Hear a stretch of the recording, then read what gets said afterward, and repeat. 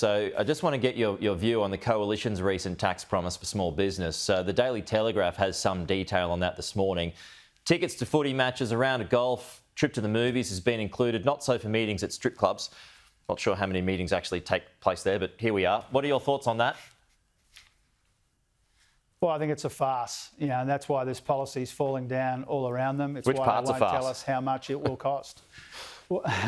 Well, it's a farce that after 2.5 years, almost 3 years in opposition, this is the best they can come up with.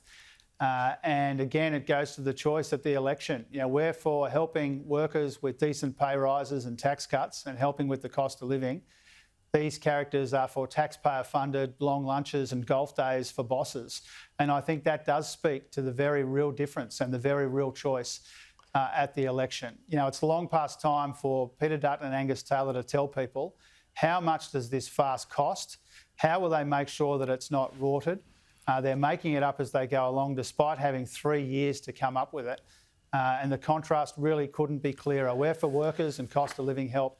They're for taxpayer-funded long lunches and golf days for bosses. OK, James Patterson's coming up in the program too. I'll put those questions to him. Just two more, Treasurer. Your plans to double the tax for super balances above $3 million. It's hit a roadblock, or maybe 8 roadblocks in the number of crossbenchers who don't seem to like it. Is it doomed?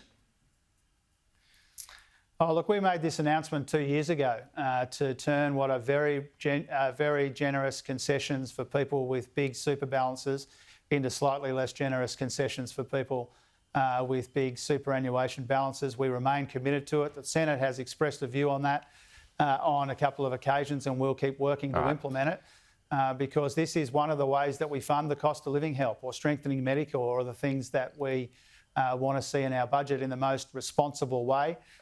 We know that our political opponents are digging in for people who've got more than $3 million in super. They're digging in for long lunches and bosses. Yeah. We're for cost of living help and strengthening Medicare, and we've got to pay for it somehow. Just on that, as you know, there's assets and families have farms and whatnot parked in super that they hand down to the next generations. And the sticking point is that it's about unrealised gains. Is it really fair to tax gains that haven't happened yet? This is an approach that the Democrats recently took. It didn't work in the US.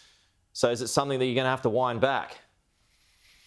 Well, first of all, we did heaps of consultation and this was the best way to go about it. Secondly, there are other parts of the superannuation system where unrealised gains are calculated. And thirdly, when it comes to some of the issues raised by farmers and others, it's already the law that people are supposed to maintain an element of liquidity to be able to meet their tax obligations. And so we know that people have got a view about it. We engage respectfully with the Senate. We would like to pass those tax changes so that we can pay for our efforts to strengthen Medicare and provide cost of living help because we think that's the most responsible way to go about it. All right, one more, Treasurer, because I know you've got to go. As your government pursues social media giants with a tech tax, do you have any concerns about Donald Trump blowback and that he could increase taxes for Australian businesses operating in the US? Oh, look, we expect there to be policy changes out of the US. We're confident we can navigate those policy changes from a new administration. We're well placed and well prepared to do that. When it comes to the news media bargaining code, what we're talking about here is just implementing a change that began in 2021 under our predecessors. It's just about making sure that the tech platforms make deals with the media organisations to reflect the value of the media that's presented on those platforms. And so not an especially controversial change. It will affect different American companies differently. But overall, we're confident in our ability to navigate the policy changes that we expect from a new administration. All right, that's the Treasurer, Jim Chalmers. Thank you so much for your time this morning, Treasurer. Appreciate it.